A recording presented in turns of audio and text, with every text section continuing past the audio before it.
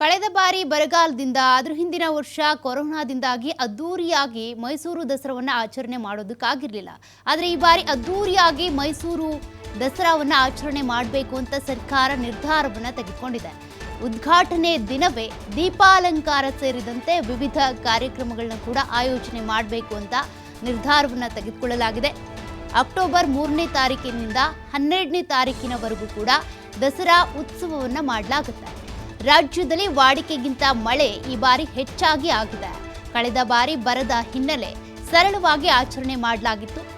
ಈ ಬಾರಿ ಅದ್ದೂರಿ ದಸರಾ ಆಚರಣೆ ಮಾಡಲಾಗುತ್ತೆ ಅಂತ ಸಿಎಂ ಸಿದ್ದರಾಮಯ್ಯನವರು ಹೇಳಿದ್ದಾರೆ. ಇದಕ್ಕೆ ಸಂಬಂಧಪಟ್ಟಂತೆ ಇವತ್ತು ವಿಧಾನಸೌಧದಲ್ಲಿ ಮೀಟಿಂಗ್ ಕೂಡ ಆಯಿತು. ಆ ಸಂದರ್ಭದಲ್ಲಿ ಈ ಬಾರಿಯ ದಸರಾ ಮಹೋತ್ಸವ ಹೇಗಿರಬೇಕು, ಯಾರ್ಯಾರು ಗೆಸ್ಟು, ಜೊತೆಗೆ ಏನೆಲ್ಲ ಕಾರ್ಯಕ್ರಮಗಳ ಆಯೋಜನೆ ಮಾಡಬೇಕು, ಇನ್ನು ಗ್ಯಾರಂಟಿ ಯೋಜನೆಗಳ ಬಗ್ಗೆ ಕೂಡ ಈ ಒಂದು ಸಂದರ್ಭದಲ್ಲಿ ಸ್ತಬ್ಧ ಚಿತ್ರಗಳನ್ನು ಮಾಡುವ ಮೂಲಕ ಜನರ ಗಮನವನ್ನು ಸೆಳೆಯಬೇಕು.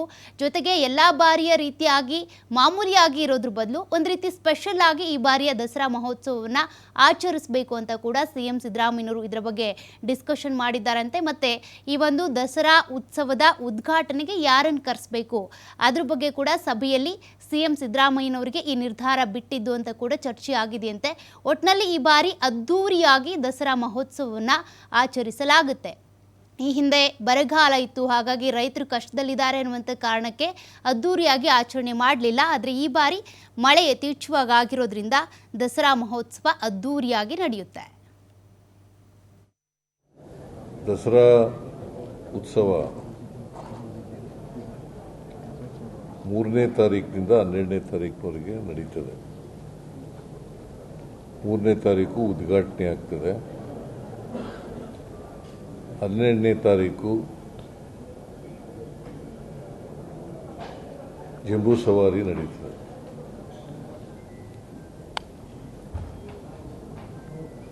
ನಾವು 3ನೇ ತಾರೀಕಿನಿಂದ 11ನೇ ತಾರೀಕಿನವರೆಗೆ ನವರಾತ್ರಿ ಅಂತ ಕರಿತೀವಿ.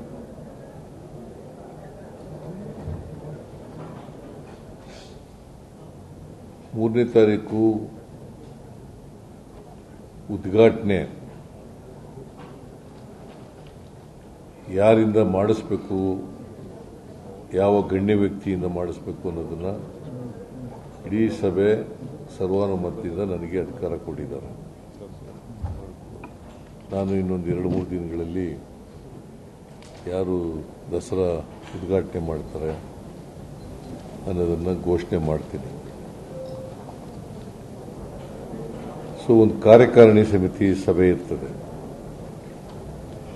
ಆ ಕಾರ್ಯಕಾರಿಣಿ ಸಮಿತಿ ಸಭೆಯ ಅಧ್ಯಕ್ಷತೆಯನ್ನು ಮೈಸೂರು ಜಿಲ್ಲಾ ಉಸ್ತುವಾರಿ ಸಚಿವರಾದಂಥ ಡಾಕ್ಟರ್ ಎಸ್.ಸಿ. ಮಹದೇವಪ್ಪನವರು ವಹಿಸ್ತಾರೆ.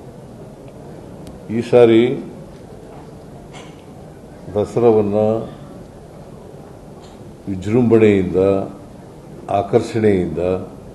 ಆಕರ್ಷಣೀಯವಾಗಿ ಮತ್ತು ಅರ್ಥಪೂರ್ಣವಾಗಿ ಆಚರಣೆ ಮಾಡಬೇಕು ಅಂತೇಳಿ ತೀರ್ಮಾನ ಆಗಿದೆ. ಯಾಕೆಂದರೆ ಈ ವರ್ಷ ನಮ್ಮ ವಾಡಿಕೆ ಮಳೆಗಿಂತ ಹೆಚ್ಚು ಮಳೆಯಾಗಿದೆ. ದಸರಾ ಉತ್ಸವ